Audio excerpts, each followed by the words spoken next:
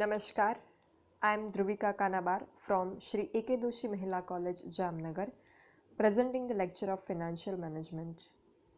નાણાકીય સંચાલનમાં આપણે યુનિટ 3માં લોંગ ટર્મ લોનના સોર્સિસ વિશે વાત કરી રહ્યા હતા, જેમાં આપણે ઘણી બધી સંસ્થાઓને વિશે ડિસ્કશન કર્યું. અત્યારે આ સેશનમાં આપણે યુનિટ ટ્રસ્ટ ઓફ ઇન્ડિયા, જેને શોર્ટમાં UTI તરીકે ઓળખવામાં આવે છે, એના ઉપર ડિસ્કશન કરવાનું છે. યુનિટ ટ્રસ્ટ ઓફ ઇન્ડિયાનો ઉલ્લેખ જે છે એ બહુ જ અગત્યનો બની જાય જ્યારે આપણે નાણાં સંસ્થાના અભ્યાસ કરતા હોઈએ ત્યારે, because unit trust of India જે છે એનું નાણાં ધિરાણ ક્ષેત્રે એક આગવું યોગદાન છે. મધ્યમ વર્ગના અને ઓછી આવક ધરાવતા કુટુંબોની બચતો એકત્રિત કરી રાષ્ટ્રના નવનિર્માણના હેતુથી 1963ના ડિસેમ્બરમાં સંસદમાં UTIનું બિલ પસાર કરવામાં આવ્યું અને 1964માં ફેબ્રુઆરી 1964માં યુનિટ ટ્રસ્ટ ઓફ ઇન્ડિયાની સ્થાપના કરવામાં આવી. યુનિટ ટ્રસ્ટની પ્રાથમિક મૂડી 5 કરોડની હતી. એમાં રિઝર્વ બેંકનો 2.5 કરોડ હિસ્સો, જીવન વીમા કોર્પોરેશન એટલે કે લાઈફ ઇન્સ્યોરન્સ કોર્પોરેશન LICનો 75 લાખનો હિસ્સો, સ્ટેટ બેંકનો 75 લાખનો અને બેંક તેમજ અન્ય નાણાકીય સંસ્થાઓનો હિસ્સો ₹1 કરોડનો હતો. હવે વહીવટીય કામગીરી કે વહીવટીય માળખાની જો વાત કરીએ, એડમિનિસ્ટ્રેટિવ સ્ટ્રક્ચર UTIનું, એના વિશે જો વાત કરીએ તો યુનિટ ટ્રસ્ટના વહીવટનું માળખું સરકારે ઘડી આપ્યું છે. ટ્રસ્ટનો વહીવટ બોર્ડ ઓફ ટ્રસ્ટીઝને સોંપવામાં આવેલો છે. વહીવટી ટ્રસ્ટીઝ અને બોર્ડના ચેરમેનની નિમણૂક રિઝર્વ બેંક કરે છે. આ ઉપરાંત અન્ય 4 ટ્રસ્ટીઓને નિમવાની સત્તા પણ રિઝર્વ બેંકને આપવામાં આવેલી છે. જીવન વીમા કોર્પોરેશન અને સ્ટેટ બેંક પણ પોતાના પ્રતિનિધિઓની નિમણૂક કરે છે, કારણ કે LIC અને સ્ટેટ બેંકે પણ UTIને મૂડી પ્રોવાઈડ કરેલી છે. અને 2 ટ્રસ્ટીઓ બેંક અને અન્ય નાણાકીય સંસ્થાઓ કે જેમણે પ્રાથમિક મૂડી પૂરી પાડી છે UTIને, એમાંથી ચૂંટાઈને આવે છે.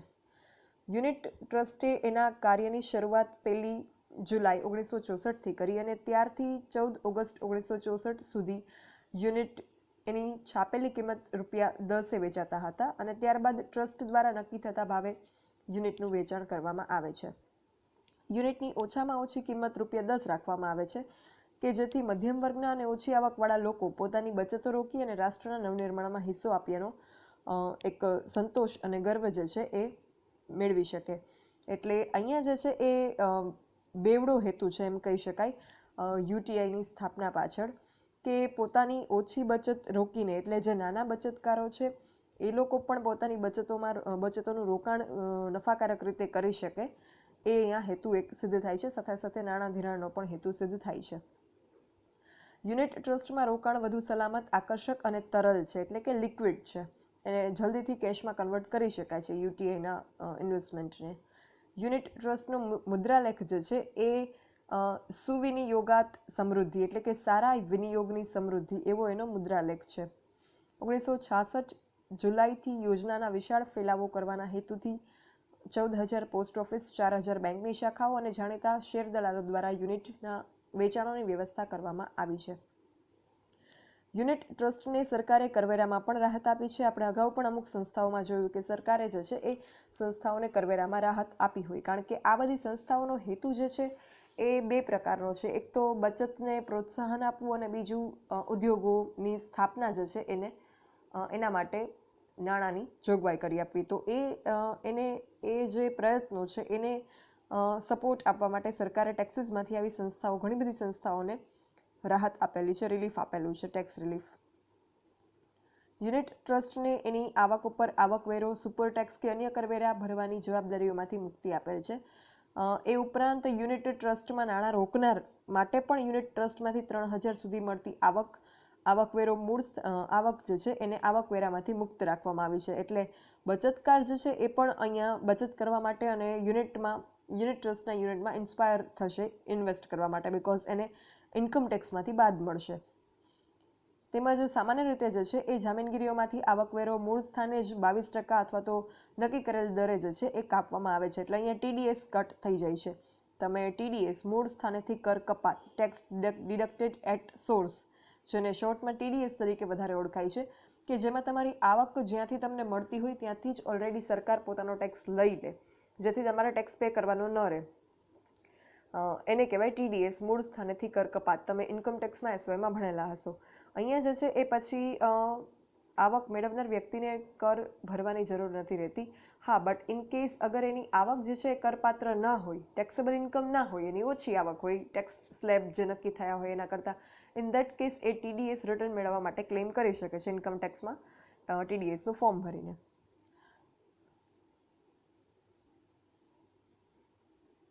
તો જે સામાન્ય રીતે જામીનગીરીઓ જે હોય એમાં આવકવેરો જે છે મૂળ સ્થાનેથી જ 22% અથવા તો કોઈ પણ દર જે નક્કી કરી હોય એ દરે કાપવામાં આવે છે. એટલે ઇન્કમ ટેક્સ જે છે એમાં TDS કટ કરવામાં આવે છે જનરલી સિક્યોરિટીઝમાં. બટ આ જે પ્રોવિઝન છે, આ જે જોગવાઈ છે, એમાંથી યુનિટ ટ્રસ્ટને મુક્તિ આપવામાં આવી છે. 1 જાન્યુઆરી 1976થી ₹100 એક એવા કેપિટલ યુનિટની યોજના અમલમાં મૂકી છે. આ યુનિટ્સના નાણાં અતિ વિકાસશીલ કંપનીના શેરમાં રોકાશે, જેનું ધંધાકીય રીતે યુનિટ ટ્રસ્ટના નિષ્ણાતો દ્વારા નિયમન થશે. આ કેપિટલ જે છે એ યુનિટ ડિવિડન્ડને પણ ટેક્સમાંથી ખાસ મુક્તિ મળે છે, અને ડિવિડન્ડ આપવા ઉપરાંત 5 વર્ષમાં રોકાણકારોનું રોકાણ બેવડું કરી આપવાની પણ ટ્રસ્ટ તરફથી જાહેરાત કરવામાં આવી છે. આ યોજનાને ભારતના રોકાણકારોએ પણ સારો એવો આવકાર આપ્યો છે. એટલે અહીંયા આપણે જોઈ શકાય કે ખાસ કરીને જે છે એ લોકોમાં એક બચત વૃત્તિ કેળવવાના હેતુથી આ સંસ્થાનો સ્થાપના થઈ છે. અને અહીંયા જે છે માત્ર મોટા બચતકારો નહીં કે જેમની પાસે સારી એવી સેવિંગ્સ છે, બટ જેમની પાસે ઓછી સેવિંગ્સ છે, જેમની ઇન્કમ ઓછી છે, એમની સેવિંગ્સ પણ વેરી ઓબ્વિયસ કે ઓછી હશે, તો એ લોકો પણ પોતાનું જે થોડી ઘણી બચત છે એને ક્યાંક રોકી અને એમાંથી કંઈક નાણાકીય ફાયદો મેળવી શકે અને એમનામાં પણ સેવિંગ્સ કરવાની એક ટેવ કેળવાય, એ હેતુથી અહીંયા જે છે આ પ્રકારની પ્રવૃત્તિઓ કરવામાં આવે છે. અને બચતો કરવી એ ઇન્ડિવિજ્યુઅલ લેવલે પણ એટલી જ જરૂરી છે. અને દેશને પણ જો દેશના લોકો, દેશની જે પ્રજા હશે એ બચત વૃત્તિ ધરાવતી હશે તો દેશને પણ એટલો જ ફાયદો થશે. જેમ કે હમણાં જ આપણે એ વસ્તુ જોઈ કે બચતનું કેટલું મહત્ત્વ છે. જ્યારે કોરોનાના લોકડાઉન સમયે ઘણા બધા ઓલમોસ્ટ બધી જ ઇકોનોમિક એક્ટિવિટીઝ જ્યારે સ્થગિત થઈ ગઈ હતી, ઇન દેટ સિચ્યુએશન જે લોકો પાસે બચતો હતી એ જ એમના જીવન નિર્વાહનું સાધન બની ગયું હતું. તો ત્યારે આપણને ખબર પડે કે નાણાં જે છે આપણી પાસે જે કોઈ આપણી આવકો આવતી હોય એને ખર્ચવા ઉપરાંત એમાંથી શક્ય હોય એટલી બચતો કરવી પણ કેટલી અગત્યની છે આપણા જીવનમાં. એ વસ્તુ આપણે અનુભવી. અને આ વસ્તુ જે છે એ દેશની એક સમૃદ્ધિ માટે પણ એટલી અગત્યની છે કે દેશના લોકો જે છે એ બચત વૃત્તિ ધરાવતા હોય. તો એ વસ્તુને અહીંયા પ્રોત્સાહન આપવામાં આવ્યું છે. અને એના માટે બને એટલા પ્રયત્ન સરકારે કરેલા છે કે ટેક્સમાંથી રાહત અને બીજા અમુક ફાયદાઓ કે જેથી લોકો આકર્ષાય બચતો કરવા અને યુનિટ ટ્રસ્ટમાં રોકાણ કરવા તરફ. યુનિટ ટ્રસ્ટ ઓફ ઇન્ડિયા જે છે એણે 1971માં યુનિટ સંકલિત વીમા યોજના 1971, યુનિટ લિંક્ડ ઇન્સ્યોરન્સ પ્લાન 1971 એવો એક પ્લાન શરૂ કરેલો હતો. હવે આ યોજનામાં શું હતું? આ યોજના જે છે એ ઇન્સ્યોરન્સ સાથે કનેક્ટ કરેલી હતી. યુનિટ ટ્રસ્ટે પોતાની જે પ્લાન છે પોતાનો આ યોજના જે છે એમાં સંમેલિત થનાર વ્યક્તિ જે છે એને 10 વર્ષ અથવા તો 15 વર્ષ સુધી half year or full year, અર્ધવાર્ષિક કે વાર્ષિક પ્રીમિયમ, એટલે કે જે એનું ઇન્સ્યોરન્સ પ્રીમિયમ હોય, હપ્તો હોય, એની રકમ ભરવાથી બચત વૃદ્ધિ અને મૃત્યુ દુર્ઘટના વીમા લાભ પ્રાપ્ત થાય. એટલે અહીંયા જે છે એ વ્યક્તિને 2 ફાયદા થાય. એક તો એનું બચત પણ થશે અને વીમો મેળવશે એટલે એનું જે છે એ ભવિષ્ય પણ એક સેફ સલામત બનશે કે અગર એને જે છે કોઈ દુર્ઘટના એની સાથે બની કે એનું ઈશ્વર ના કરે અને એનું મૃત્યુ થઈ ગયું તો ઇન દેટ કેસ એના પરિવારને પણ એ વીમા યોજનાથી ફાયદો થાય અને પરિવાર જે છે એ વ્યક્તિની ગેરહાજરીમાં પણ પોતાનું ગુજરાન ચલાવી શકે એ પ્રકારની જોગવાઈ કરવા માટે આવી એક ઇન્સ્યોરન્સ લિંક્ડ પ્લાન પણ UTIએ શરૂ કરેલો હતો. આ જે વીમો જે વ્યક્તિએ લીધો હોય એ વીમેદાર જે હોય એના હપ્તામાંથી ટ્રસ્ટ અમુક રકમના યુનિટ્સ ખરીદે છે અને અમુક રકમ જીવન વીમા નિગમના વ્યક્તિના વીમા પેટે ભરે છે. એટલે લાઈફ ઇન્સ્યોરન્સ કોર્પોરેશન સાથે જે છે એ સંલગ્ન થઈ અને આ પ્રકારની એક યોજના બનાવેલી હતી. એટલે આ યોજનાથી સભ્યોને જે છે એ બચત અને વીમાનો બેવડો લાભ મળે, ડ્યુઅલ બેનિફિટ મળે, સેવિંગ્સ અને ઇન્સ્યોરન્સનો. એટલે અહીંયા જે છે એ દરેક પ્રકારના પ્રયત્ન કરવામાં આવ્યા છે. ટેક્સમાંથી બાદ ઇન્સ્યોરન્સ લિંક્ડ યુટીઆઈ પ્લાન્સ કે જેનાથી વ્યક્તિ જે છે એની હાવ બચત કરવા માટે અને એ બચતને યુટીઆઈમાં ઇન્વેસ્ટ કરવા માટે પ્રેરાયા વિના રહી જ ના શકે એ પ્રકારના પૂરતા પ્રયત્ન અહીંયા કરવામાં આવેલા છે, એ આપણે જોઈ શકીએ. 1983થી માસિક આવક યુનિટ યોજના 1983માં જે છે એ અમલમાં મૂકી અને 1986થી વધતી આવક યુનિટ યોજના અમલમાં મૂકી, જેમાં ક્યુમ્યુલેટિવ અને નોન ક્યુમ્યુલેટિવના વિકલ્પ આપવામાં આવ્યા.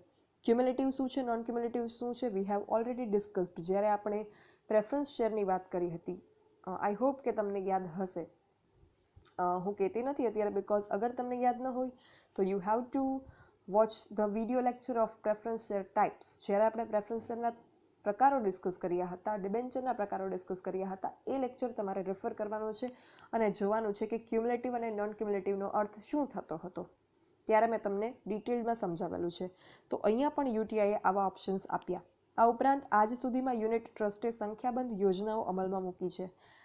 Master share plus, grand master share એવા પણ યુનિટ્સ બહાર પાડ્યા છે અને જાહેર જનતાએ પણ યુનિટ ટ્રસ્ટની યોજનાઓને બહુ જ ઉત્સાહથી આવકારી છે. બિકોઝ એ યોજનાઓ જે છે એટલી ફાયદાકારક છે કે લોકો એમાં ઇન્વેસ્ટ કરવા માટે પ્રેરાઈ જ જાય. ઉદ્યોગોને લાંબા ગાળાની મૂડી પૂરી પાડવામાં યુનિટ ટ્રસ્ટ ઓફ ઇન્ડિયાનો ફાળો અગત્યનો છે. જે સેવિંગ્સ લોકો પાસેથી એકઠું કરે છે in the form of units, આ રીતે ટેક્સમાંથી બાદ આપીને અમુક બીજા ફાયદાઓ આપીને જે લોકોને પ્રેરે છે સેવિંગ્સ ઇન્વેસ્ટ કરવા માટે યુટીઆઈ પોતાના સંસ્થામાં, એ સેવિંગ્સનો પછી યુટીઆઈ યુટિલાઇઝેશન ક્યાં કરે છે, યુટીઆઈ એનો ઉપયોગ ક્યાં કરે છે, બચતો જે લોકો પાસેથી ભેગી કરી છે એનો ઉપયોગ જે છે એ ઉદ્યોગોને લાંબા ગાળાની મૂડી પૂરી પાડવા માટે કરે છે. બિકોઝ આપણે અત્યારે જે ડિસ્કસ કરી રહ્યા છીએ એ પોઈન્ટ છે લાંબા ગાળાની મૂડીના સ્ત્રોતો, એમાં યુટીઆઈ. તો આ રીતે ઉદ્યોગોને પણ લોંગ ટર્મ કેપિટલ પ્રોવાઈડ કરવામાં યુટીઆઈનો ફાળો જે છે બહુ જ અગત્યનો રહ્યો છે. આ ઉપરાંત જે છે એ અમુક એવી સિક્યુરિટીઝ યુટીઆઈએ બહાર પાડી છે. અમુક એવી કોર્પોરેટ ક્ષેત્રની જામીનગીરી જેવી કે ઇક્વિટી શેર, ડિબેન્ચરમાં પણ રોકાણ જે છે એ યુટીઆઈએ કરેલું હતું અને સરકારી જામીનગીરીઓમાં પણ યુટીઆઈ યુનિટ ટ્રસ્ટ ઓફ ઇન્ડિયાએ રોકાણ કર્યું છે. વર્ષ 1997-98ના વર્ષ દરમિયાન કોર્પોરેટ ક્ષેત્રની જામીનગીરીઓમાં ₹54,406 કરોડનું રોકાણ કર્યું હતું અને જેમાં માત્ર ઇક્વિટી શેરમાં જે ₹31,962 કરોડ અને ડિબેન્ચરમાં 18,926 કરોડનું રોકાણ યુટીઆઈએ કરેલું હતું. આ વર્ષમાં એટલે સેમ યરમાં આપણે જેની વાત કરી રહ્યા છીએ 1997-98, એ જ વર્ષ દરમિયાન સરકારી જામીનગીરીઓમાં પણ યુટીઆઈએ 2,764 કરોડનું રોકાણ કર્યું હતું. હવે યુટીઆઈના જો લાભ વિશે આપણે વાત કરીએ, આપણે યુટીઆઈની કામગીરી શું છે, કઈ રીતે બચતને પ્રેરણા આપે છે, બચત જે છે એનો ઇન્વેસ્ટમેન્ટ ક્યાં કરે છે, યુટીઆઈ ઉદ્યોગોમાં કરે છે, એ બધી વાત કરી. હવે યુનિટ ટ્રસ્ટના જો લાભની વાત કરીએ તો એક તો યુનિટ ટ્રસ્ટ એ લોકસભાએ પસાર કરેલ કાયદા પ્રમાણે જાહેર કરેલ ક્ષેત્રમાં સ્થપાયેલ સૌપ્રથમ ટ્રસ્ટ છે. યુનિટ ટ્રસ્ટના નાણાંનું રોકાણ વધુ રોકાણ જે છે એ રોકાણકારો માટે વધુ સલામત છે. ટ્રસ્ટને વ્યાજ અને ડિવિડન્ડની જે આવક થાય એના 90% આવક રોકાણકારોને વહેંચી આપવામાં આવે છે. એટલે ઇન્વેસ્ટર્સ માટે જે છે આ બહુ જ બેનિફિશિયલ ડીલ છે અહીંયા ઇન્વેસ્ટ કરવું યુટીઆઈમાં. ટ્રસ્ટમાં રોકાણકારોને કરવેરામાં ખાસ રાહત આપવામાં આવે છે. યુનિટ ધારણ કરનાર ઈચ્છે ત્યારે ટ્રસ્ટને બજાર કિંમતે યુનિટનું વેચાણ કરી નાણાં મેળવી શકે છે, એટલે કે એની તરલતા જે છે એ વધારે છે. એટલે યુટીઆઈ જે છે એ રોકાણકારો માટે એક સૌથી સારો ઓપ્શન છે, એ આપણે એના લાભમાં જોઈ શકીએ. હવે એની મર્યાદાની વાત કરીએ. યુટીઆઈ જે છે એના માત્ર ફાયદા જ નથી, અમુક એની લિમિટેશન્સ પણ છે. જેમ દરેક સિક્કાની બે બાજુ હોય, પ્રોઝ એન્ડ કોન્સ દરેક બાબતના હોય, એમ યુટીઆઈમાં પણ અમુક લિમિટેશન્સ, મર્યાદાઓ છે.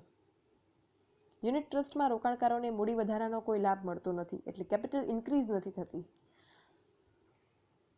યુનિટ ધારણ કરનારને વાર્ષિક સામાન્ય સભામાં પણ હાજરી આપવાનો અધિકાર મળતો નથી, એટલે કે ટ્રસ્ટના સંચાલનમાં એ કોઈ કન્ટ્રીબ્યુશન આપી શકતા નથી.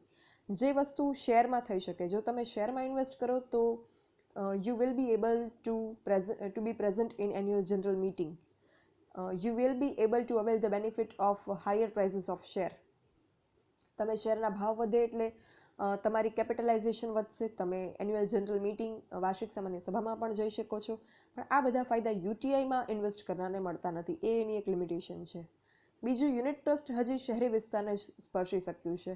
ભારતની મોટાભાગની પ્રજા છે એ ગામડાઓમાં વસે છે, તો એ પણ એની એક લિમિટેશન છે કે હજુ એનું જે એક્સપાન્શન થયું છે એ માત્ર અર્બન એરિયામાં જ થયું છે. It is yet to be expanded in the rural area of India which is quite large. અને યુનિટના ખરીદ અને વેચાણના ભાવો વચ્ચે પણ મોટો તફાવત રહે છે. આમાંની અમુક મર્યાદાઓને જે છે એ નિવારવા માટે યુટીઆઈએ 2003માં unit trust of India mutual ફંડની શરૂઆત કરી કે જે એના અમુક જે ફાયદાઓ એમાં નથી મળતા, જે જામીનગીરીઓમાં લોકોને ઇન્વેસ્ટર્સને મળે છે એ આપી શકે, એવા હેતુથી 2003માં યુનિટ ટ્રસ્ટ ઓફ ઇન્ડિયાએ મ્યુચ્યુઅલ ફંડની પણ સ્થાપના કરેલી છે કે જેના દ્વારા એ મ્યુચ્યુઅલ ફંડ પણ આપે છે કે જેનાથી ઘણા બધા ફાયદા ઇન્વેસ્ટર્સ જે ઈચ્છતા હોય એમને મળી શકે. તો અહીંયા આપણું UTI unit trust of India વિશેનું ડિસ્કશન પૂરું થાય છે. જો કોઈને કંઈ ડાઉટ હોય, you can write me on this mail dbk.dhruvika@gmail.com. Thank you.